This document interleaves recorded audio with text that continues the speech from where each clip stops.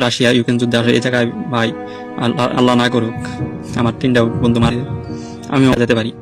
মারা যাওয়ার আগে ভিডিও বার্তায় বলেছিলেন হয়তো আর বেঁচে ফিরতে পারবো না। তখনও পরিবার ভেবেছিল যুদ্ধের আতঙ্ক থেকেই এমন কথা বলছেন তিনি, কিন্তু শেষ পর্যন্ত সেটি সত্যি হলো।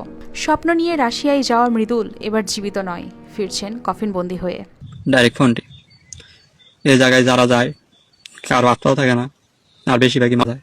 টাঙ্গাইলের কালিহাতী উপজেলার বাসিন্দা মৃদুল খান চলতি বছরের 29 জানুয়ারি উন্নত জীবনের আশায় একটি রিক্রুটিং এজেন্সির মাধ্যমে রাশিয়ায় যান।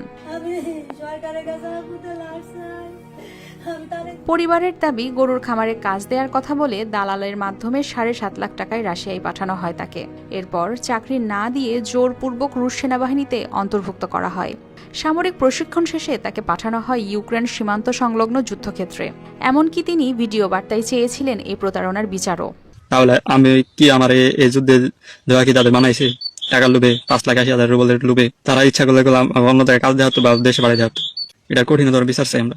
গেল 20 জুন রাতে ইউক্রেন সীমান্তের কাছে ড্রোন হামলায় নিহত হন মৃদুল। তবে ঘটনার তিব্বত লাক্সারি সো বাংলাদেশের রূপ। 2 দিন পর তার মৃত্যুর খবর জানতে পারে পরিবার। সেই খবর পৌঁছাতেই শোকে ভেঙে পড়ে পুরো পরিবার। আরাফাতের মাধ্যমে নিয়ে আমার পুলিশ সেনাবাহিনীতে জোরপূর্বক ভাবে ঢুকাইছে।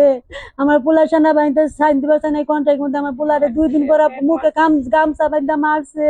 আমাকে জীবনের কোন নিরাপত্তা না, আমার ছেলেও গেছে, আমাদের জীবনের কোন নিরাপত্তা না। আরাফাতে শাস্তি চাই, আরাফাত হচ্ছে মেন। সহায় সম্বল বিক্রি করে স্বপ্ন নিয়ে ছেলেকে বিদেশে পাঠিয়েছিলেন বাবা মা, যা আজ পরিণত হয়েছে শোকের গল্পে। সেনাবাহিনী ক্যাম্পে নিয়ে যাওয়ার পরে ওনাকে জোরপূর্বক ভাবে মারধর করে পরে সেনাবাহিনী চুক্তিনামায় স্বাক্ষর করিয়ে তারপরে ওনাকে সেনাবাহিনীতে যোগদান করাইছে। মৃদুলের বাড়িতে ভিড় করছেন আত্মীয় স্বজন, প্রতিবেশী ও স্থানীয়রা। সবার দাবি বিদেশে চাকরির নামে কিভাবে একজন তরুণ যুদ্ধক্ষেত্রে পৌঁছালো তার সুষ্ঠু তদন্ত করতে হবে। একই সঙ্গে দ্রুত মরদেহ দেশে ফিরিয়ে আনার ব্যবস্থা করার আহ্বান জানিয়েছেন তারা। রাশিয়া যাওয়ার পরে ভাইকে পরে ড্রোন আঘাতে মারা গেছে।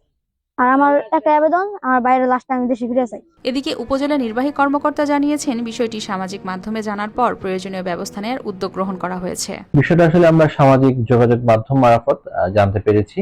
আমরা যাচাই বাছাইয়ের জন্য এবং বিশেষ করে অ্যাম্বাসিতে আমরা যোগাযোগ করার চেষ্টা করছি যে আসলে ঘটনাটা কি এবং বর্তমানে কোন পর্যায়ে আছে। বিদেশে কর্মসংস্থানের স্বপ্ন দেখিয়ে একজন তরুণকে যদি যুদ্ধক্ষেত্রে ঠেলে দেওয়া হয়, তবে সেটি শুধু একটি পরিবারের ট্র্যাজেডি নয়, বরং উদ্বেগের বিষয় পুরো সমাজের জন্য। News desk, RTV।